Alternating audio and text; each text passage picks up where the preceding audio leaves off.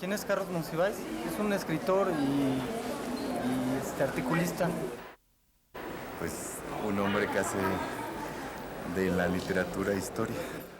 Cuando se le cuestiona para situaciones que hay en el país, a mí me gustan las respuestas de él. Creo que es un personaje de muy alto nivel. Un polemista certero y además tiene el don de la ubicuidad, o lo que es lo mismo, es ajonjolí de todos los moles, lo cual en su caso es una fortuna por la brillantez de su pensamiento. Sí, vive en casa de su tía y sus escritorios están llenos de papeles y los gatos caminan por arriba. Por mi madre, Bohemios es la columna de Monsi. ¿No es un boxeador? Yo veo que se la pasa dándole golpes. Al PAN, a la derecha, a los mochos, los conservadores. Es un boxeador, ¿no? Pues es un señor que escribe muy chido y... Alguien que no tiene la fuerza de voluntad suficiente como para ahorrarse los tragos amargos de oír que hablan sobre él.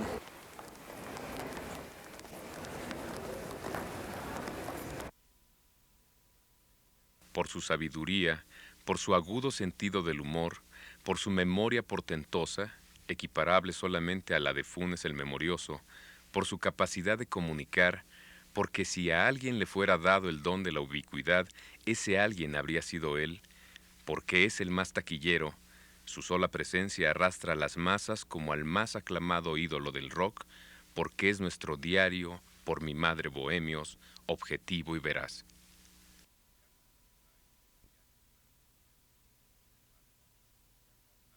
Carlos Monsiváis, dicen, ha hecho de la realidad mexicana una gran obra de teatro en la que él escribe el guión y la realidad colabora. Hay quien asegura que es capaz de recordar todos los días de su vida desde que tenía 4 años, que conoce la Biblia de memoria, que sacrifica las 3 comidas diarias para asistir al cine sin intervalos. Afirman las malas lenguas que se le ha visto desayunar al mismo tiempo en 3 distintos lugares de la Ciudad de México.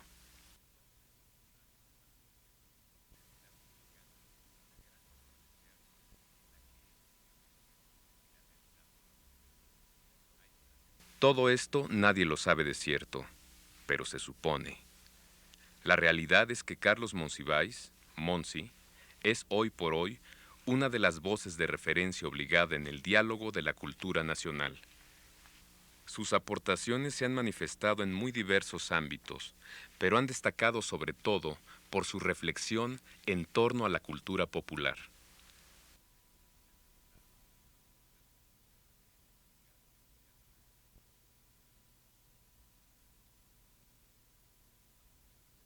De Julio César Chávez al Niño Fidencio, de Juan Gabriel a María Félix, de la Tigresa al Santo, el enmascarado de plata, Carlos Monsiváis ha recorrido el espacio mexicano desde la superficie hasta los mundos subterráneos en donde emerge nuestra identidad.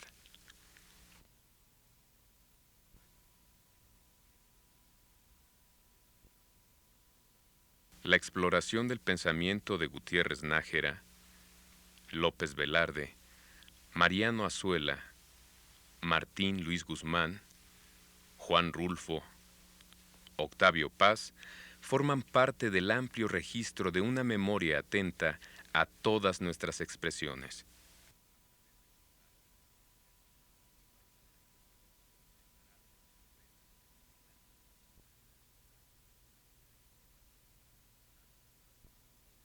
A través del ensayo y la crónica, Monsiváis analiza, retrata y reordena el amplio espectro de nuestra cultura.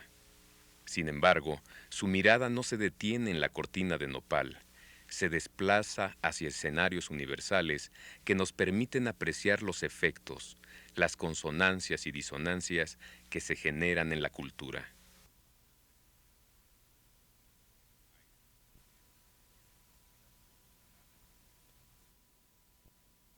Aires de Familia es el resultado de un trabajo exhaustivo sobre cultura y sociedad en América Latina. El origen de este libro son las diversas participaciones de Monsiváis en foros sobre cultura popular.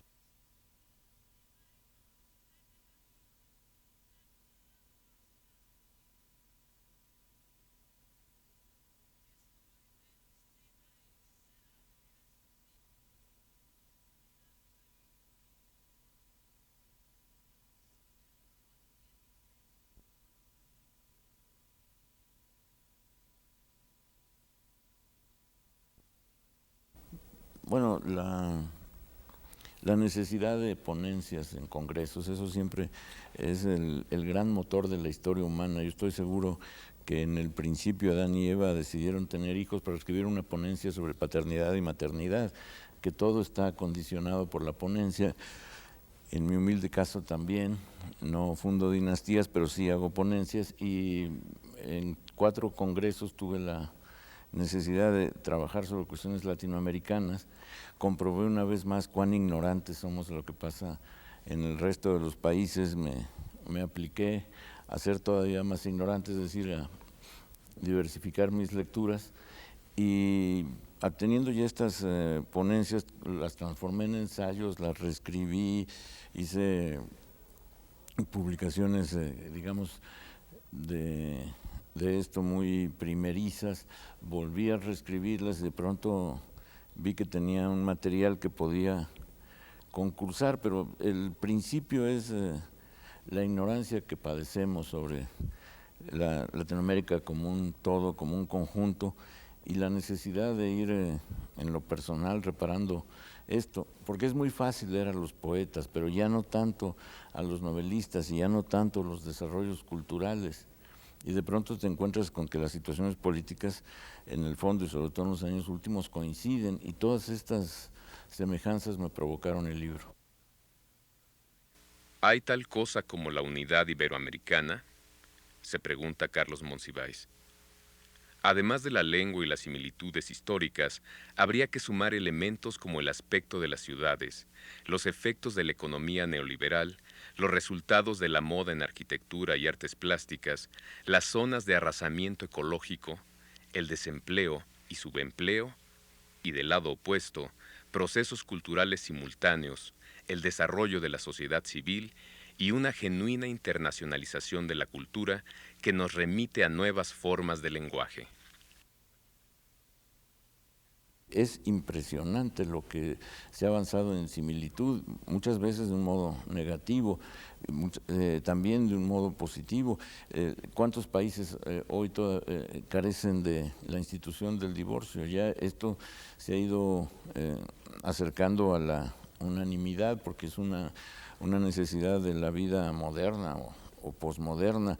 ¿Cuántos países pueden jactarse de la misma intolerancia de hace 20 años todavía? ¿En cuántos países no hay ya un enfrentamiento continuo al autoritarismo en todas las medidas? Piensen en el lenguaje político, es el mismo en cada uno de los países, y no creo que sea cortesía de las ciencias sociales, sino de un conjunto en donde interviene el lenguaje de las ciencias sociales, donde interviene el periodismo, donde interviene la influencia de la sociología y la politología norteamericanas y europeas, donde intervienen los congresos como gran sede, como gran almacén de ideas que luego, por supuesto, se corrompen y se distribuyen, etcétera, etcétera. Entonces, al cabo del tiempo, toda América Latina habla de sociedad civil, habla de democracia, cuestiona el autoritarismo, aboga por la tolerancia, que era un término un tanto dejado fuera, que vuelve. Las lecturas suelen ser comunes. Paul Auster de pronto es un novelista leído en toda América Latina, como en su momento lo fue John Steinbeck, o antes Fitzgerald, Hemingway o Dos Pasos.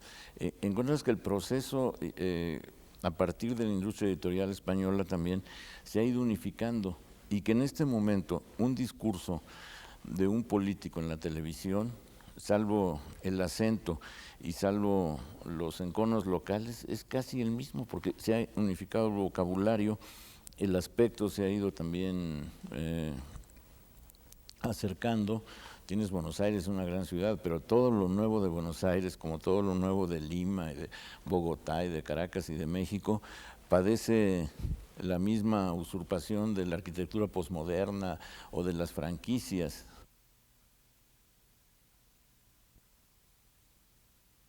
Los acontecimientos históricos que han contribuido a fortalecer nuestro sentimiento de unidad continental son, por un lado, la Guerra Española y la Independencia, y por el otro, las dictaduras a las que estuvieron sometidos varios países de Latinoamérica y que demuestran que compartimos un destino común. De las realidades históricas, de la conjugación de formación religiosa y formación idiomática, de las dictaduras que, bueno, no todos los países han padecido, pero que de alguna manera sí se han examinado muy de cerca. Trujillo no gobernó en todos los países, pero todos teníamos a Trujillo como una referencia mortífera, lo demuestra el libro de Vargas Llosa. Somoza era una pesadilla en Nicaragua, pero era también una referencia de todos los latinoamericanos. Y cuando viene la guerra sucia en Argentina, hay semejanzas de monstruosidades en el resto de América Latina, y el espíritu guerrillero y su caída también se asemejan, el entusiasmo por la sociedad, por la Revolución Cubana, el desencanto por la Revolución Cubana, lo que es antes el entusiasmo por el muralismo, la imposibilidad de concretar en otros países una experiencia como el muralismo. Es demasiado el espíritu de semejanza como para no subrayarlo, aunque desde luego no se puede convertir en un tótem.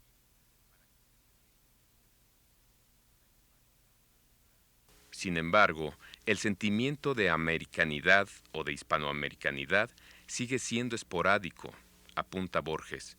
Basta que una conversación incluya los nombres de Lugones y Herrera, o de Lugones y Darío, para que se revele inmediatamente la enfática nacionalidad de cada interlocutor.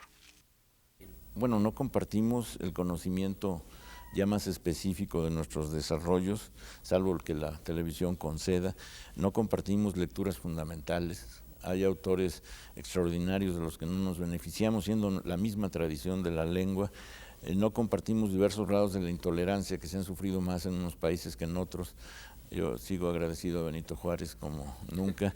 No compartimos también procesos de brutalidad y de barbarie gubernamentales que varían, y no compartimos ahora el mismo neoliberalismo. Ahí sí estamos unificados. Con las guerras de independencia se promueven las nuevas identidades, lo peruano, lo boliviano, lo argentino, lo guatemalteco, lo mexicano, a las que urge colmar de referencias y significados. Los textos de la historia se les encomiendan a los intelectuales, quienes se encargan de recrear los símbolos, leyendas, mitos y realidades que van a contribuir a la fluidez del destino nacional y al propósito civilizador. Los intelectuales en el siglo XIX son los creadores del Estado, y tenían que serlo. Son al mismo tiempo los legisladores, los autores, los redactores de las leyes, los polemistas que las hacen entendibles o compartibles por un público más amplio, los generales. Riva Palacio es un gran militar, por ejemplo, y esto se da en toda América Latina. Si no es por los intelectuales, no se da la temperatura suficiente para que la noción de nuevos países, de nuevas naciones, tenga al mismo tiempo credibilidad y forma legal.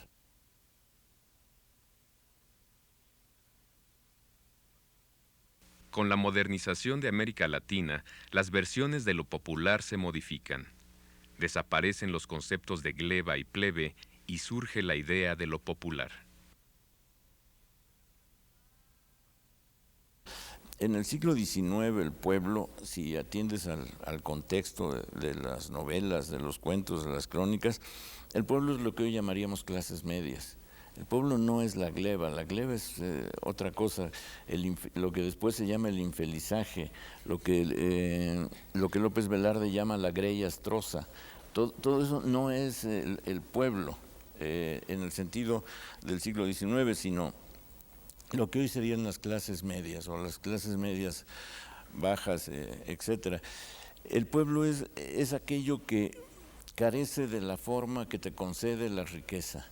La idea de la familia en el siglo XIX, la familia incluye, por ejemplo, el servicio doméstico, y muy amplio.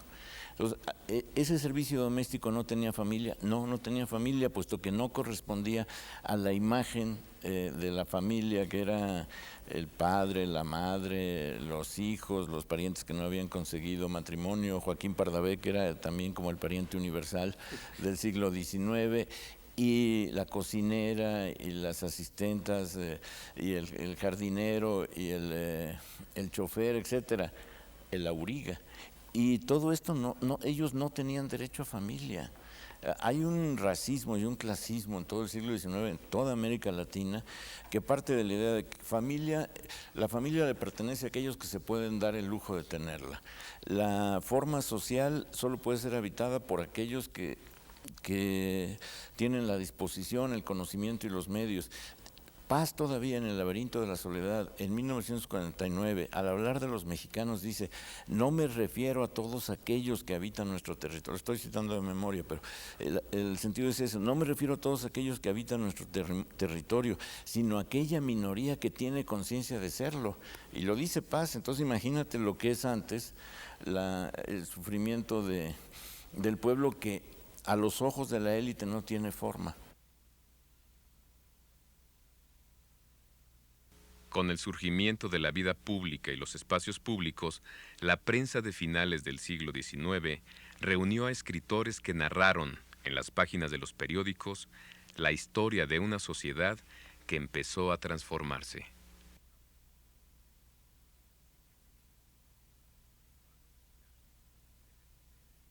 El periodismo siempre toma en cuenta lo popular si quiere tener lectores. Todo lo que es en América Latina, el periodismo que usa el grabado o la litografía, muy a la manera de los franceses, es popular, porque son letrillas, canciones satíricas, parodias, etcétera, que por fuerza incluyen un reconocimiento de lo popular, pero no de lo popular como lo masivo, de lo popular como aquellos que tienen acceso a la lectura, ya sea ejerciéndola u oyéndola, que también es mucho el caso del siglo XIX, analfabetas que oyen la lectura de los periódicos. El periodismo es, en primer lugar, es el mundo editorial al alcance. No hay posibilidad de publicar libros de poesía o de ensayo o novelas. Publicas cuentos y publicas poemas en los periódicos y en las revistas. No hay posibilidad del gran debate en libros, lo hay en los periódicos. El gran debate sobre el sentido de la revolución se libra en los años 20 y 30 del siglo XX en los periódicos. El Universal, por ejemplo, como antes el gran debate de la obediencia, no el gran debate, el gran llamado a la obediencia se da en el Imparcial. El periodismo le da a sus lectores la posibilidad de sentirse integrado en una comunidad, la posibilidad de la forma cultural que es el contacto con las crónicas y con los poemas. Da también la oportunidad de que los escritores tengan en dónde comunicarse con los lectores. El periodismo es el email de los lectores de la época. El periodismo es impresionante lo que logra en un medio dominado por el analfabetismo y la ausencia de vida editorial. Es un ojo y una oreja completamente, no sé, que está alerta, ¿no?, a todo lo que está pasando actualmente. Y no sé, cubre todo aspectos de la cultura, desde la cultura popular, la cultura, arte, literatura, música, cualquier aspecto de la cultura y también la vida cotidiana, ¿no? A Monsiváis los sucesos le interesan justamente porque ya fueron narrados, a medio camino entre el verismo del reportaje y la distancia irónica de la parodia. Sus crónicas ofrecen la oportunidad de contar otra vez lo que se sabe y de revivirlo con la tensa complicidad de los participantes. La eficacia discursiva dimana de los rumores, los malentendidos, las certezas de quienes, al ver los hechos, contribuyen a definirlos. El autor explora las 1000 formas en que la cultura se representa a sí misma, del dandy modernista que ambiciona robarle inspiración a la tristeza, al yuppie neoliberal cuyo dios es la macroeconomía.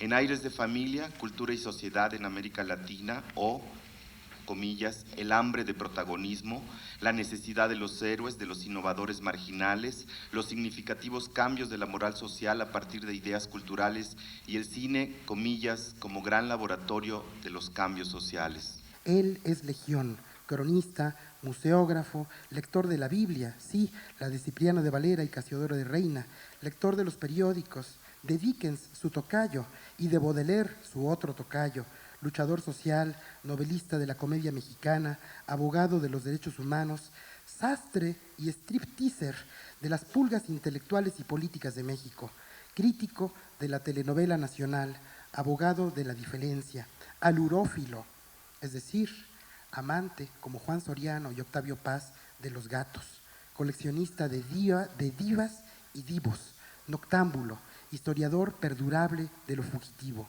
el autor de ese Sotisier, hebdomadario, titulado por mi madre Bohemios, que nos hace sentir que Karl Kraus pudo haber nacido en la colonia Portales. En fin, el Rip Van Winkle del México liberal del siglo XIX, el psicoterapeuta del alma nacional todavía martirizada por el trauma del nacimiento, el invitado de Yedra.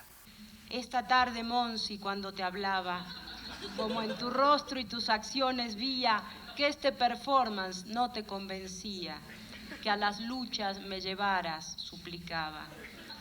Y tú que finalmente te aflojabas y a mi monjil súplica accedías, con tu máscara de fayuca sorprendías a los académicos que te veneraban. Baste de etiquetas, academia, baste. En un paper no es posible acomodar a este raro espécimen que encontraste. Favor de dejarlo sin clasificar. Cualquier definición es un emplaste. Es el santo más fregón de este lugar.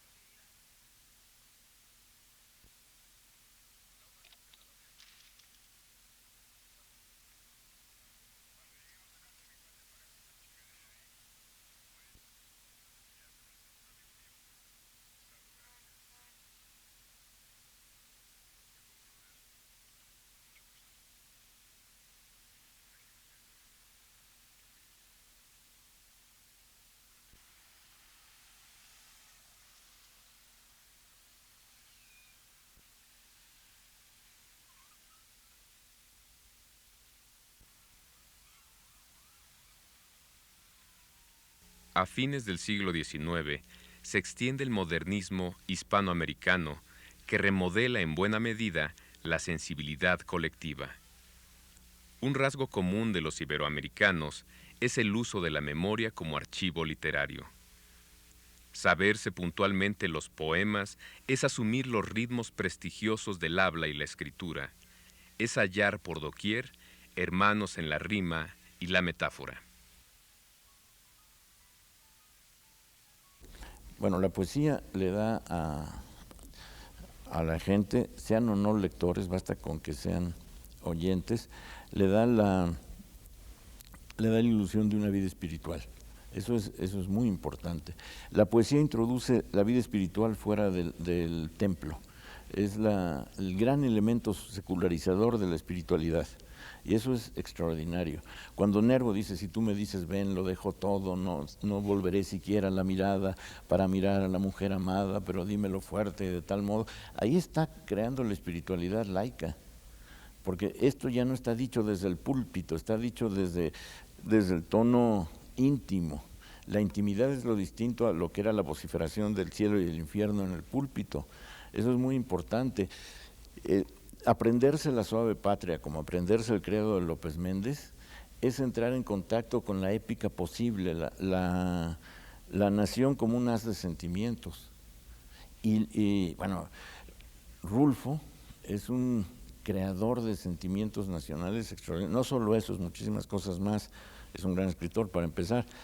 Pero la idea del campo que tenemos ya es Rulfo.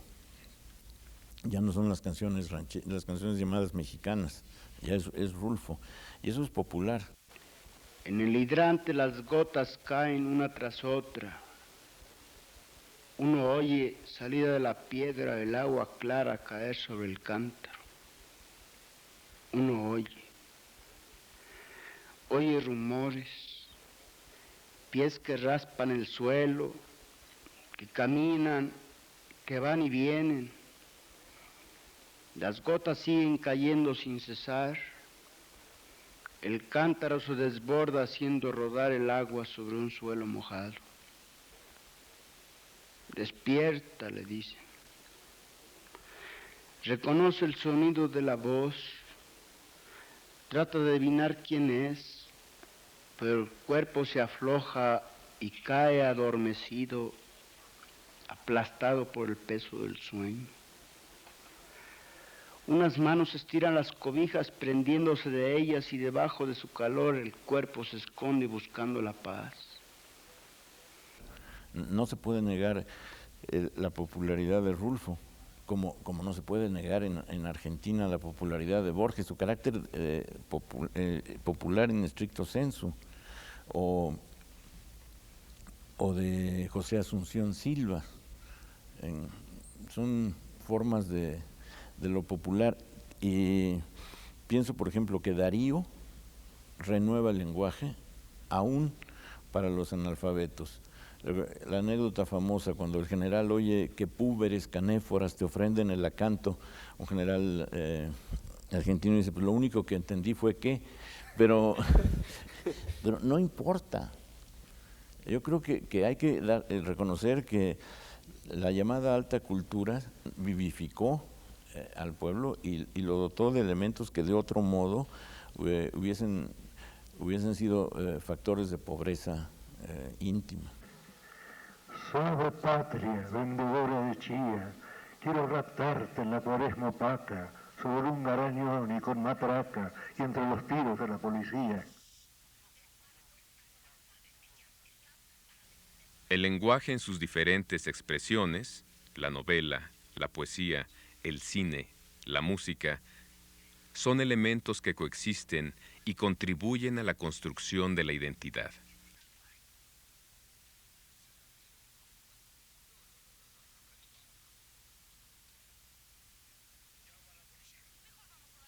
Bueno, es una identidad visual y verbal al mismo tiempo.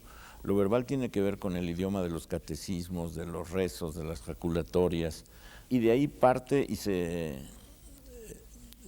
modifica gracias a la poesía y luego con la novela. No es lo mismo la visión de la revolución que te dan los partes de guerra o las fotos, que luego será el archivo Casasola, que los de abajo de Mariano Azuela o La sombra del caudillo de Martín Luis Guzmán. Sin esos no hay visión de la revolución, y cuando llega el cine aprovecha y transforma en visiones, digamos, fijas lo que la literatura da. Todo el cine sobre la Revolución Mexicana se inspira en los de abajo de Mariano Azuela. Lo convierte en industria visual y de ahí saca las imágenes, pero muy claramente. También aprovecha se llevaron el cañón para Bachimba y vámonos con Pancho Villa de Rafael F. Muñoz, pero sobre todo Azuela. Entonces, lo que pasa es que no hay la manera de precisar, pero sin novela y sin poesía, simplemente no hay almacenes visuales y verbales de la sociedad.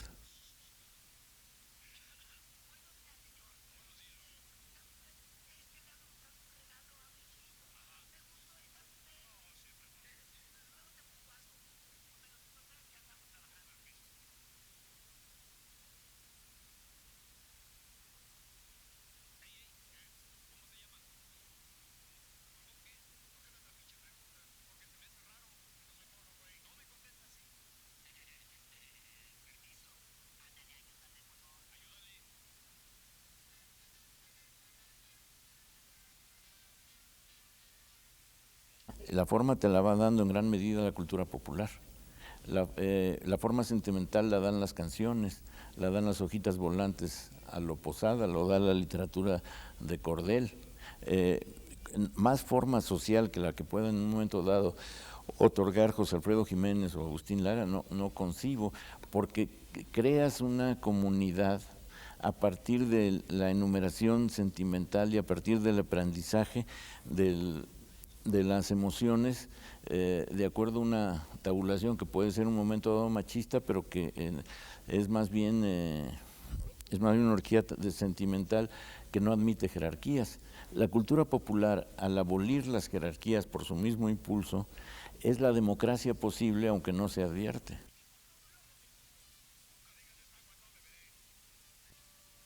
El cine, en la primera mitad del siglo XX, distribuye modelos de vida o de sensualidad que se acatan en forma casi unánime. Varias generaciones latinoamericanas extraen una porción básica de su formación melodramática, sentimental y humorística del equilibrio entre el cine de Hollywood y las cinematografías nacionales. Yo también puedo, a través de los actores, ser estrella de la pantalla. No me parezco a Robert Taylor, o no me parezco a James Dean, pero ciertamente me puedo parecer a Agustín Isunza, o al Chicote, o a Emma Roldán, o a lo que tú quieras.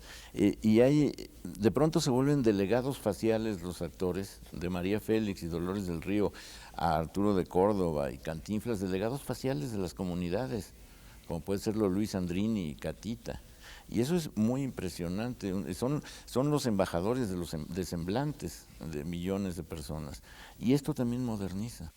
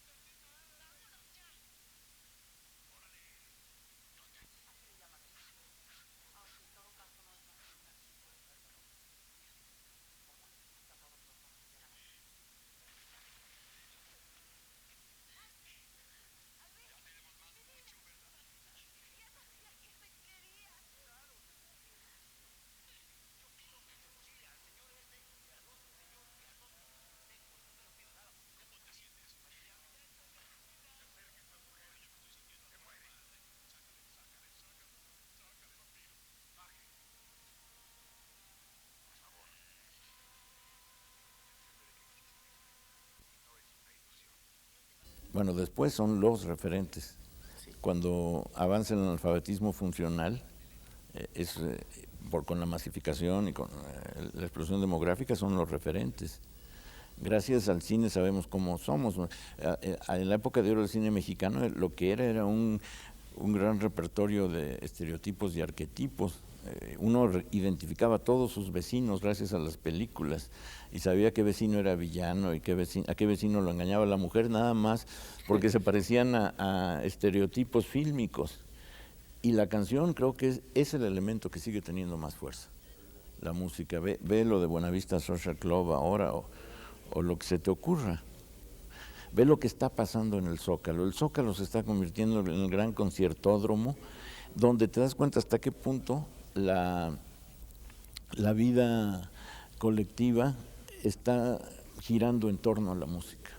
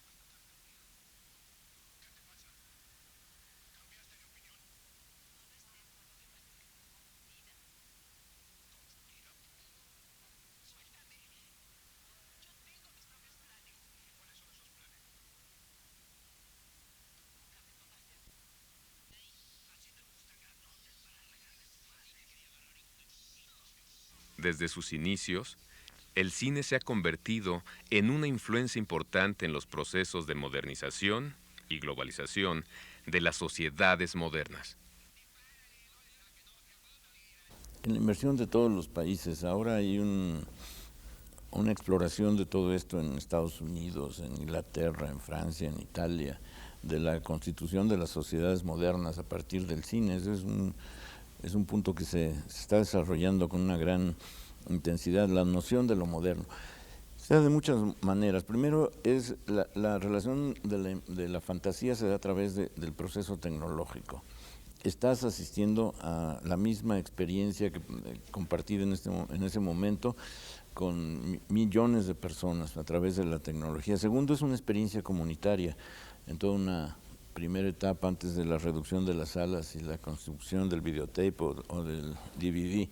En tercer lugar, el close-up te da la primera épica del rostro. No había antes ninguna hazaña del rostro, bueno, la pintura no estaba al alcance de todos, y la fama de las bellezas dependía de las fortunas de los espectadores.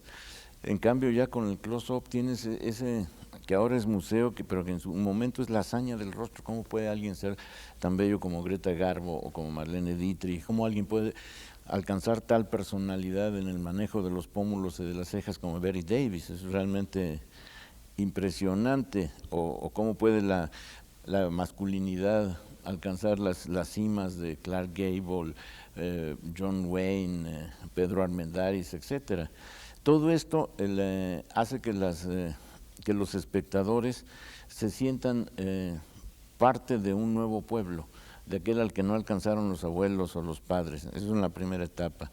Y se sientan también modernizados, es decir, puestos al día en relación con los demás países. Se rompe el aislacionismo, se rompe la idea de que este espectáculo teatral espantoso lo estoy viendo yo nada más y en otras partes se están viendo maravillas. De pronto ya tienes al espectador viendo lo que ven en todas partes. La contigüidad, lo que hoy llamamos globalización, la contigüidad de las experiencias internacionales es un principio de la modernidad. Y también que el cine es una vanguardia del comportamiento por fuerza.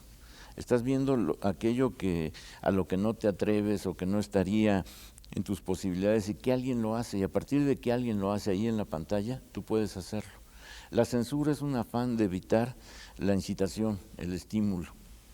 El rebelde sin causa o rebelde sin proceso, como deben haberlo traducido, despierta la necesidad de rebeldía como articulación escénica en millones de jóvenes en todo el mundo. A lo largo del siglo, la novela evoluciona hacia un registro más irónico y retrata de una manera más fiel el sentido de lo popular, de la conciencia colectiva. En el cine también se da paulatinamente este proceso, lo mismo que en los medios masivos, en particular con la televisión, que transforma el modelo de aproximación a lo popular.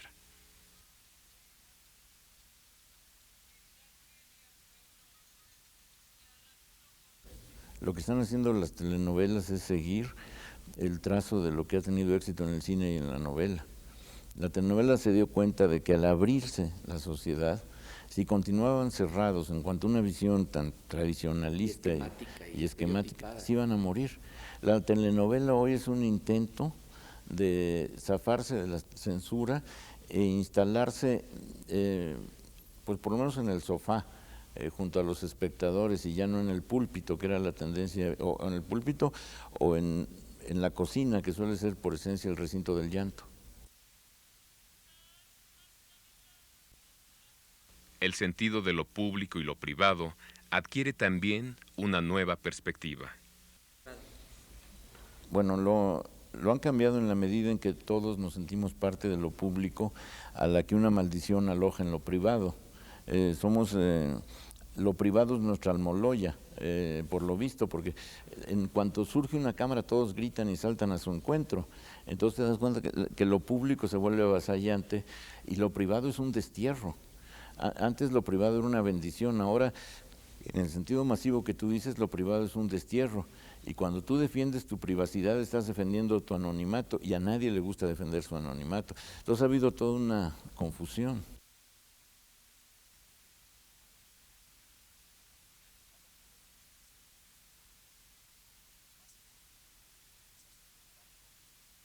Los nuevos rituales que se generan con los medios de comunicación abren otras posibilidades de lo que se entiende como entretenimiento.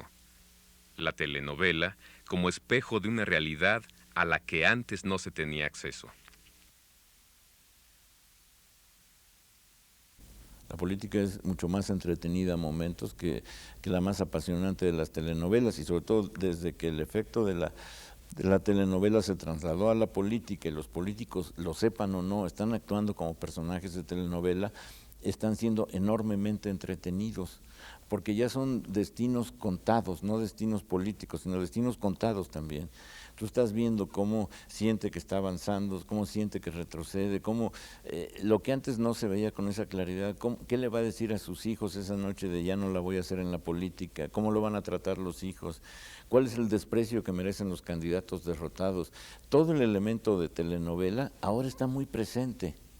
No solo pienso en algún expresidente que vaya a hacer una huelga de hambre en una colonia de Monterrey durante día y medio, pienso en muchísimas formas de telenovela. De otras formas en que se afecta nuestro concepto de lo popular, comenta con ironía Carlos Monsiváis. Bueno, influye de esta manera: si no estás en la lista de los multimillonarios de Forbes, eres popular.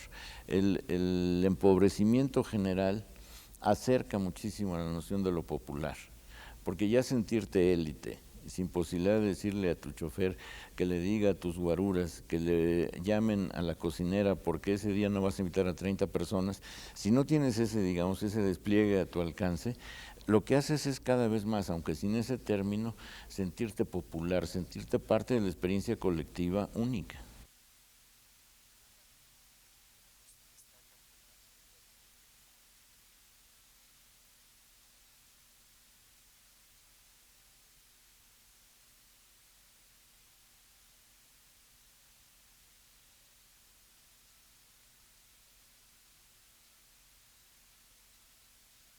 En esta vida pública, Monsiváis no solo ha sido el observador sobresaliente de las inflexiones y mutaciones en la expresión cultural y social en todas sus vertientes. Se le ha visto lo mismo en los mítines partidarios que en conciertos de rock, tanto junto a los presos políticos como en convivios del jet set mexicano. Ha sido capaz de aparecer lo mismo como Santa Claus ebrio en Los Caifanes, que en shows de televisión en donde él es el invitado central. Las conferencias de Monsiváis llenan auditorios, nos consta a todos, dentro y fuera de México. Su sola presencia convoca multitudes a las que entonces no puede describir en sus crónicas porque tiene que disertar delante de ellas y así contribuir a ilustrarlas. Yo creo que ha renovado totalmente la crónica, ¿no? Ha hecho de la crónica algo que es a la vez invención, observación, diversión también. Monsiváis no trabaja con figuras que hayan hecho antesala en la mente de los lectores por la sencilla razón de que en México no hay una industria de la mitografía, la fábrica de sueños de Hollywood o los altares instantáneos de la revista Vanity Fair. Sus auxiliares son los relatos orales, los almanaques, los discos inconcebibles, la admiración dispersa que amenaza con transformarse en otra forma del olvido. La voracidad monsivaíta no conoce la unidad ni el reposo. Agustín Lara, Sting, el subcomandante Marcos, Gloria Trevi, Frank Sinatra, David Alfaro Siqueiros y Luis Buñuel forman parte de su galería. Detente sombra de mi Monsi esquivo, pluma del polígrafo que más quiero, páginas que lanzan dardos de acero sobre la sociedad en la que vivo.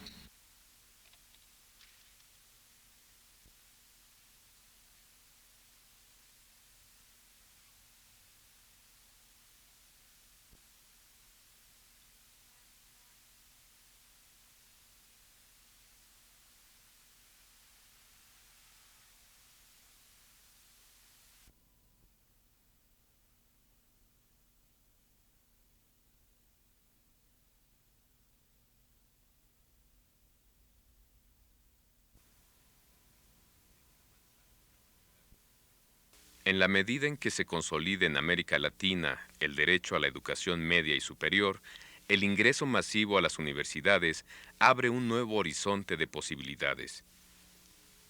Aunque la mayoría de la población sigue alejada de los bienes culturales, las comunidades y las personas disponen de una más alta capacidad instalada de conocimiento y se reduce la franja que separa a las masas de la élite.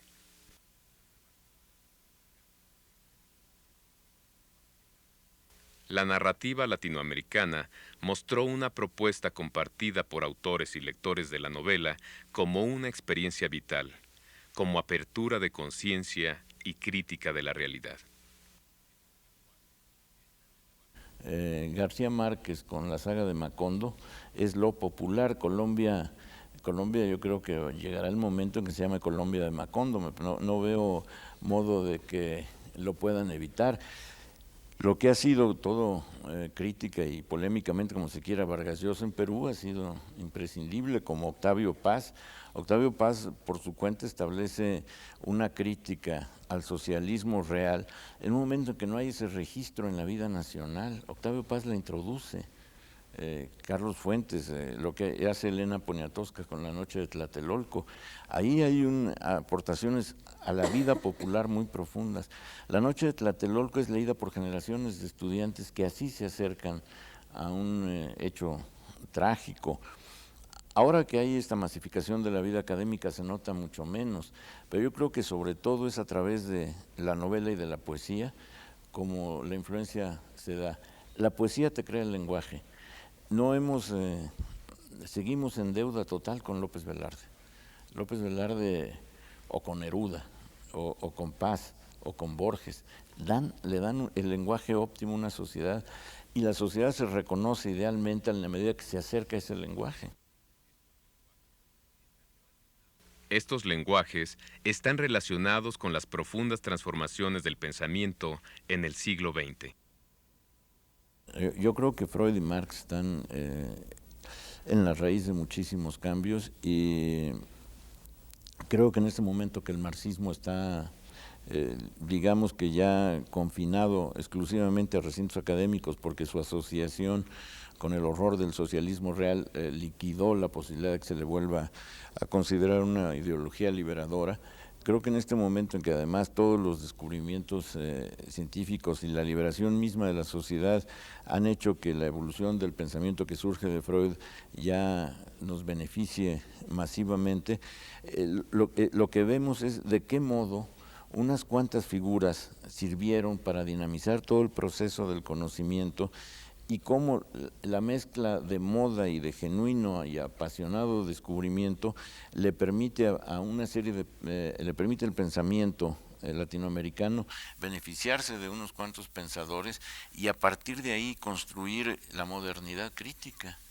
Es Mariátegui leyendo a Marx, es Borges leyendo a los clásicos ingleses, es Neruda encontrando en sí mismo el gran caudal oceánico de palabras, es Paz leyendo a los surrealistas y contemplando la experiencia oriental, es Vasconcelos oscilando entre el catolicismo y el pensamiento indostánico. Y en todos ellos, a partir de cierto momento, quieran o no, el debate interno se da con figuras como Freud y como Marx.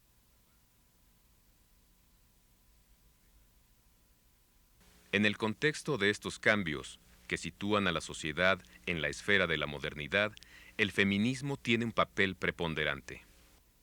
Esa es una de las grandes revoluciones culturales del siglo XX. Eso creo que lo vio bien Octavio Paz. El feminismo, al margen de la opinión que se tenga de muchos de sus planteamientos, el feminismo transformó el modo en que las mujeres se veían a sí mismas. No solo fue una dotación de derechos laborales o no fue solo el reclamo de los derechos sobre el cuerpo, etcétera. Fue también ha sido también el gran almácigo de los derechos psicológicos. Y eso es absolutamente extraordinario. Gracias al feminismo surgen los movimientos de liberación sexual. Gracias al feminismo Es posible ver hoy en Chiapas a las mujeres del EZLN con un discurso distinto al de los hombres del EZLN. Gracias al feminismo vemos en las colonias populares cómo están surgiendo lo que al principio son cacicas y matriarcas, pero que después va a haber hay una necesaria democratización. Yo creo que el feminismo, que es un fenómeno que empieza siendo de clases medias y lo que quieras, acaba siendo una de las renovaciones fundamentales.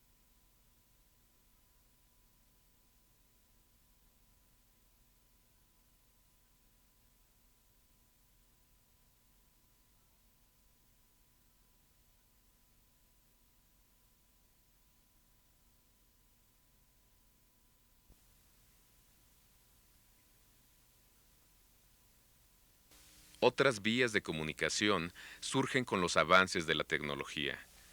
Si la novela ha sido, desde el siglo pasado, un factor de divulgación del conocimiento, de la identidad y de reconocimiento a través del lenguaje, actualmente otros medios se imponen y generan una nueva cultura. Está Internet y yo no sé cuál va a ser la experiencia literaria, pero estoy seguro de que ahí va a ser la gran experiencia divulgadora. Ahí se está dando. Lo que pasa es que estamos muy cerca como para captar con la suficiente precisión, sobre todo si es tan pretecnológico como yo, para captar con la suficiente precisión, pero que estamos viviendo un cambio cultural de primer orden, no lo dudo, porque antes los polos en que nos movíamos eran el carnaval y la telenovela, o el carnaval y el melodrama. El carnaval era la máscara del relajo, el melodrama era la máscara del relajo sufriente. Y ahora yo creo que estamos viviendo algo mucho menos escénico, mucho menos teatral. La sociedad se desteatraliza, por así decirlo, y entra en un periodo de confusión, pero hay mucho más vida democrática hoy, porque la relación con nuestros iguales es más democrática, la relación con los gobernantes es muchísimo más, la relación psicológica es muchísimo más democrática, y la idea que tiene cada uno de sus derechos se ha ido ampliando, y esa es una ventaja y es una victoria.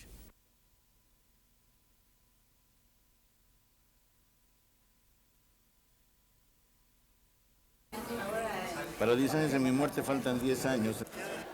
Me prometo ser un cibernauta avesado.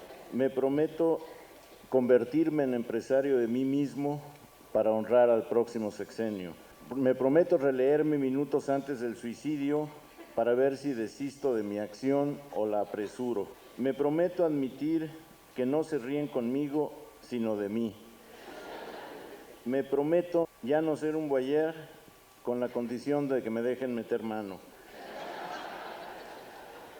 Me prometo, por último, conocer a la persona de que tan generosamente han hablado aquí y de la que hasta ahora no tenía la menor noticia. Muchas gracias.